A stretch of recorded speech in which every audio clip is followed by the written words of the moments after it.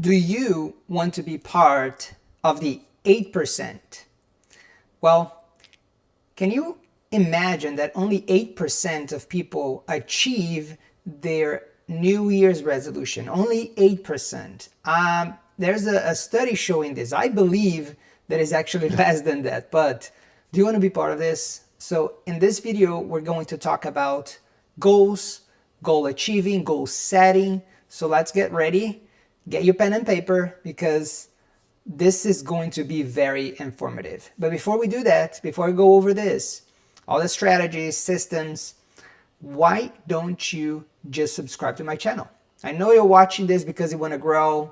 It won't cost you anything. Subscribe, like the video. This is going to help the community. It's going to help spread this video for more people, for them to achieve their goals and dreams in 2025. So let's talk about goal setting and goal achieving. There's actually three main reasons why people fail to achieve their goals. They actually fail on goal setting. And we're going to talk about these three reasons. The number one is failing to break your goals down into tasks, into actionable tasks. People have their dreams, people have their goals, they envision things. However, most of the people, these dreams, these goals never turn into actions. They live in this la la land, in this dream world. They're always looking at it, they're always envisioning, but they're never taking action. So, in my methodology, the Master of Time methodology, what I teach is, and this actually worked for thousands of my students. I came up with this acronym called SET, SET, which stands for, and I'll show it to you. I want you to screenshot this. Smallest executable task. What does this mean? This is a fail-proof method for you to reduce the resistance of your brain. Now we're going to talk a little bit about neuroscience. Reducing the resistance to perform an action. Okay, every time that you think about doing something, to actually removing that dream from your dreamland into action, your brain is going to activate command number one, which is preserve energy. Your brain doesn't want to spend energy, right? So the brain is going to prevent you from doing this action. Okay, the smallest the action, the lower the resistance you're gonna have. Okay, that's why it's important to get those goals and dreams, break them down into smallest executable tasks, because you're going to reduce that resistance from the brain, and guess what's going to happen? You're actually going to do it. You're going to do what you told yourself you would, but you got to use this technique. You have to break it down into smallest executable tasks. So that's the reason number one people fail to achieve their goals. Reason number two is a lack of alignment with your purpose.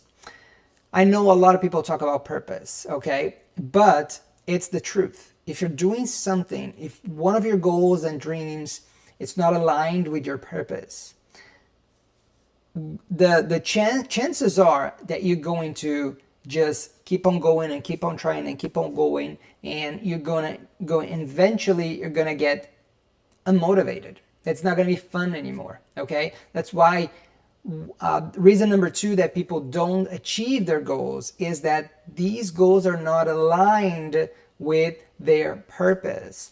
By the way, I can recommend 5,000 Words to Review Your Purpose. It's an amazing book that I wrote that will guide you. It's a practical guide if you want to know your true purpose and that purpose to be revealed to you. I recommend. I'm going to put the link in the description in this video. Hope you enjoy it. It's an easy read, but very impactful, I promise you. So let's talk about reason number three. Reason number three is not making adjustments and tracking your progress. Well, these go really together, right? If you have goals and then you break them down into actionable steps, smallest executable steps, you now have to make sure that you track the progress, right? You have to track your progress, because if you don't track your progress, you know what's going to happen? You don't know if you are in the right direction of your goal. You don't know how much progress you're making because you're not tracking the progress, right? You don't know if you're actually going in the right direction that you set the course for that goal. You can only know that by tracking your progress. Tracking the progress is going to establish benchmarks, okay? It's going to provide you data, and that data can be interpreted into, am I getting closer to my goal? Am I not getting closer to my goal? Are my efforts even worth it towards this goal? So you have to keep your metrics. It's extremely important. And when you keep your metrics, then you know, which is the second phase of this step number 3, is having the ability to pivot, having the knowing when to make adjustments and change directions. You can only do that if you keep your metrics, if you measure, okay? Because then if you get to a point that you're like, wait a minute, all the actions that I'm doing right now, the energy that I'm spending, it's not producing the results that I wanted, well, that's the point that you have to make adjustments. You have to make small adjustments, sometimes medium or big adjustments. The point is, you don't know until you get the data that proves, that shows you that. That's why it's important. That's why the step number 3, people fail in getting their goals, is not tracking their progress. So now we have to get a starting point, right? What's your starting point? The starting point is actually having your list of goals and dreams broken down into small actions that you can pick those actions and put them in your schedule. It's as simple as that. But believe it or not, this is a step, after training thousands of people, this is a step that people are failing the most. They keep their dreams and aspirations. Sometimes they write it down, which is the right thing to do, just in a piece of paper. They don't translate that into action. The next step is to actually translate that into actionable items. And obviously you have to go to the next step, which is, what do I do with these actions? And for this, I have an amazing tool. It's a flow chart that I called How to Get Things Done. I'll put the link in the description below as well. This flow chart will help you, will guide you through a series of questions how to get your tasks done more efficiently, okay? So I hope you enjoy. It's a free tool, so enjoy. Get the link in the description, download it, and I know it's going to help you determine the next steps, what to do with this set of tasks that you just produced. I said, when you have a set of tasks, you have to create a schedule for them, right? You have to put them on your schedule, new blocks of time in your schedule, okay? Now, I'm going to talk about something critical here. When you are separating those tasks, in my trainings, I talk about the 2 types of tasks, right? 90% of the time we're doing one or the other. And the 2 types of tasks are prevention of pain or production of gain. And I'll briefly talk about this. And obviously you can get to my courses in the link in my bio if you go to my Instagram, and you're gonna find everything there. The Instagram is right here. You can find everything there. But prevention of pain, production of gain. It's important every time that you're separating your tasks and you're creating a list of tasks, you have to separate between these 2 tasks. Let me tell you why. Prevention of pain. So that's the first one, right? What is prevention of pain? All those tasks that when you complete, you are staying in the same level, but you're preventing pain. Give me an example, Rod. Okay, filling the tank of your car or charging your car, depending on the kind of car you have. That's a prevention of pain, because if you do it, you're not growing, you're not progressing in life, right? But if you don't do it, it's going to bring you pain because you're going to get stuck on the side of the road, and it's a task, right? So when you check that box, your life is not improving. So that's another task. For example, fixing the screen of your phone. If you have a crack on your screen and you don't like that, well, that's a prevention of pain, right? Because if you fix, it's not like your life is going to suddenly improve. Well, but you're fixing something that you don't want broken, right? So that's a prevention of pain. Paying bills, obviously that's a prevention of pain. You gotta do it. Doing chores at home, you know, cleaning and all that stuff. All of those are tasks in our list of tasks of our to-do list that you got to complete. But the most important thing, they don't move you forward. They don't create progress in your life. But it's important that, according to neuroscience, those tasks, once you complete them, they release a set of hormones called dopamine, right? So they release dopamine, making sure that you know that you completed a task. So you have what I call a false sensation of completion, because you actually completed a task, but it's not a task that is going to move you forward in life. And what happens is most people, they have like 90% of their to-do list that is consumed by prevention of pain. When you go into this mode of checking boxes, only prevention of pain, guess what happens? You spend energy, you receive dopamine, so you expect growth, you receive that hormone that makes you feel good, you completed a task, but you're not growing. And what happens, and I've seen this in my clients, is they get to the end of the year and they tell me, Rod, I was busy. I was really busy this year. You know, I wasn't laying down on the couch. I was always moving in action, but I didn't grow. I'm frustrated. I'm depressed because I did not grow. What is going on? I look at their tasks. I look at their calendar. I do a few exercises with them. And then guess what happens? It tells me that they were focusing on the wrong activities. They were spending energy spinning their wheels, but focusing on the wrong activities. They were focusing 90% or more in prevention of pain. You're not going to grow. Let's talk about production of gain. That's the second type of task. Production of gain. Well, those are projects, but I call them mostly they're projects or tasks that will actually make you grow. Now, give me an example. Well, writing that presentation, you know, preparing that presentation for your sales team, for example. You know, in your physical, aspect, it's working out. Working out is a great production of gain activity because it's going to give you energy. It's going to make you feel better. You're going to be more productive. It's proven that when you work out, you get more productive.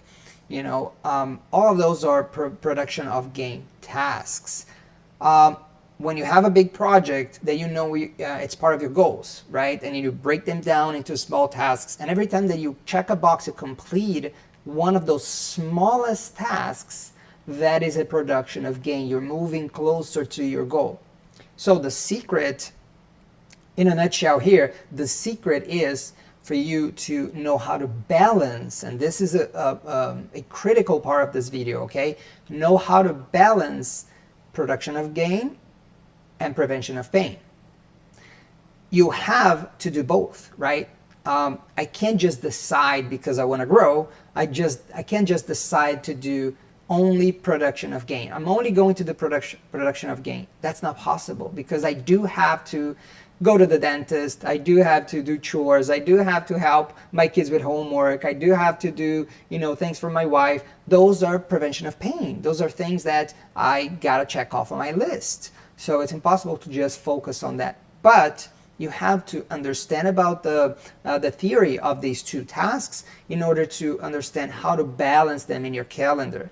It's a fail-proof method. Every time I say this, it's a fail-proof method if you know how to balance these two types of tasks and you mix them throughout your day, throughout your week, and throughout your month. That's a fail-proof method, a guaranteed method that you're going to have progress in life because you're essentially getting those tasks that are going to produce results, production of gain, and you're going to insert them in your calendar and you're going to complete them. It's as simple as that. Basically, what I'm saying is that you need a system. Everybody needs a system. Doesn't matter which system you're using, the point is you have to find one that works for you. I work with a few different systems. I created a system myself in my trainings that it's proven to help people. But my point is, what is your system? No matter what the system you use, you gotta have a system. For example, SMART goals, right? We talk about goals, we talk about goal setting and achieving SMART goals. I have a list here in front of me that I'm always looking at SMART goals in a SMART goal. SMART, the acronym, stands for specific, measurable, achievable, relevant, and time bound. That's a system, okay? And quickly sharing with you about SMART goals. If you don't know about SMART goals, go to Google and Google SMART goals, S-M-A-R-T goals. S-M-A-R-T, that's right. What is it? It's specific. What is exactly that you want to achieve? You got to be specific. You can't be too broad. Remember, the broader you are, the more lost you're going to be because you don't know what the next action is. As soon as you start honing in, you know what the next actions are because you're funneling the results for those actions, okay? So that's S. M stands for measurable. We talked about this in this video already. How were you able to measure this goal? It needs to be measurable. Are you able to, for example, I'll give you a simple example. When I decided to write my first book, right? Well, that's a measurable goal. I can measure the progress of that. How? I could insert in my blocks of time writing sessions. 15-minute increment, 30-minute increment of writing sessions. And every line that I wrote for my book, that was a measurable progress. So your goal needs to be measurable. Let's talk about A from the acronym SMART, right? Achievable. Is this goal realistic for you? Okay. For example, if my goal was to, instead of writing a book, writing a encyclopedia, right? For those, well, I just dated myself, right? Now we have Google, we don't need encyclopedia. But let's say that I want to write a series of book. I can't start with a series of book. I have to first start with my first book. I have to start with one, okay? So is it achievable? We have many goals that when we actually start breaking them down, you're like, well, maybe that's not achievable. Maybe I have to make adjustments. I'm not talking about you to lower your standards or not have big goals. I am all for having big goals, don't get me wrong. I'm talking about, is it achievable under the current circumstances? Because sometimes it's not achievable now, but if you acquire the necessary tools, if you acquire the necessary knowledge, sometimes it's achievable. But you have to know, is it achievable now? So that's A for SMART. Let's talk about R, relevant. We talked about in the beginning of this video. Is this goal relevant to your goals and most of all to your purpose? Is this goal relevant? Okay, so every time you're breaking your goal down, you have to ask yourself that question. Is this a pie in the sky kind of goal that has nothing to do with my purpose, has nothing to do with my goals and dreams and aspirations, or this is something that is aligned with that? So that's the R that stands for relevant. And lastly, time bound. You have to set a clear deadline for your goal. In order for you to stay motivated, you have to see progress, even if it's a small progress. My methodology of SAT, smallest executable tasks, I developed this because I needed something that could be measurable for me to stay motivated. So I know that no matter how small the task that I'm performing is, I'm going to get motivated because I'm teaching and telling my brain that this is getting done, even if it's a tiny piece, right? I think you've heard that phrase, how do you eat an elephant? Well, one bite at a time. No matter how big it is, one bite at a time. So the T, which stands for time bound, is extremely important because you need to compress it into a timeline, right? Otherwise, what's going to happen is the Parkinson's law, right? In one of my videos in my Instagram channel, I talk about the Parkinson's law, which is if you don't set a time for a specific task, that task is going to be elongated, or it's going to expand the whatever amount of time the task can expand. So, for example, if I decide to do a particular task and I don't put a time limit on that task, that task can take me 15, 20, 30, 35, an hour, right?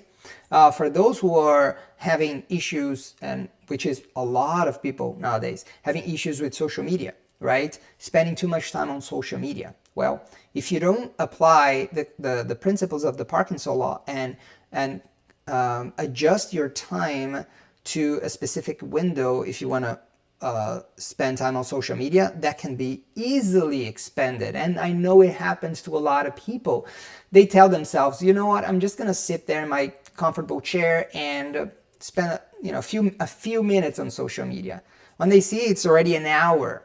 Now, with the Parkinson law, how can this work in your favor? If you set a limit, and I work a lot with timers, okay? You have to have timers. Set a limit for that particular action, 15 minutes. I'm going to spend 15 minutes on social media, or 10 minutes, however much it is. I hope you're not setting more than 15 minutes. But you set a limit and you stay within that limit. So it needs to be time bound. Like I said, no matter what the system that you're using is, just get this in your head, please. For 2025, you need a system, okay? You can't continue to do what you did in 2024 and achieve no results, or achieve very, very little results. If you have ambition, if you have, the will to really get to your biggest and wildest goals in 2025, you need to make changes. You need to make adjustments. You can't keep living like this, thinking that, well, this year is going to be different because what are you changing this year in order for this year to be different than last year? I always say this to my clients. The person that you need to compare yourself with is yourself from yesterday. That's it. Nowadays we're hit with comparison from all over the place, from neighbors, friends, social media. It's full of comparisons. But the only person that you actually have to compare yourself with is your version from yesterday, because your version from yesterday is betting that your version from the future is going to be better, okay? But that can only happen if you set the right actions. If you go back to the beginning of this video and start over if you didn't understand, breaking your goals down, setting actions and an action plan, and for all of that to be glued so you can close that loop, you need a system, okay? So like I said, no matter the system, which system you're going to use, you just have to put that in your head that you need a system. I hope this video is going to motivate you to start taking action. Start with the smallest executable tasks that you can. Don't get overwhelmed, okay? Just start small. I promise you that even though your brain might say to you, well, this is not worth it, I don't see progress, I promise you that if you're making sure that you are performing those smallest executable tasks towards your big goals, I promise you that progress is happening and your goals are going to eventually be achieved. I hope you enjoyed this video. I hope to see you here for more of my videos in the channel. Again, if you don't subscribe yet, go ahead, go and subscribe and hit the like button so this video can be seen by more people. I appreciate you. God bless you. I'll see you on the next video.